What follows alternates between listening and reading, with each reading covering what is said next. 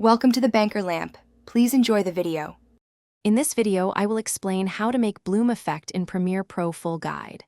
First, duplicate your footage layer and place the duplicate above the original to prepare a bright pass. Apply a brightness boost and high contrast to the top layer to isolate highlights, then add a Gaussian blur and set blending to screen or add.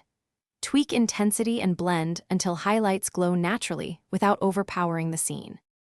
Now refine the bloom by isolating true highlights with curves or levels on the duplicate layer so only bright areas glow. Add feathered masks when you want bloom on specific objects like lights or faces, and animate the mask or intensity with keyframes to follow motion.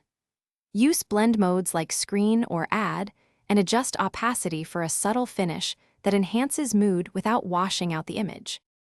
In this video, I will explain how to make bloom effect in Premiere Pro full guide.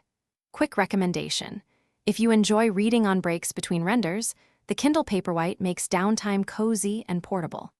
If you are finding this tutorial helpful, please subscribe and like so I can bring more practical guides and presets your way. Check the description for the Kindle Paperwhite link and other deals. Now let's get back to the video. For stylistic control, tint the bloom layer slightly to match your grade or create a cinematic look, and consider multiple blur passes with varied radii for a soft halation effect.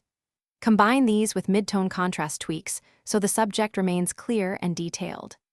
Finally, test the result at different display sizes and export settings to ensure the bloom reads well on phones, monitors, and TVs without becoming overpowering or muddy. Thanks for watching. If this was helpful, leave a like and consider subscribing. See you next time.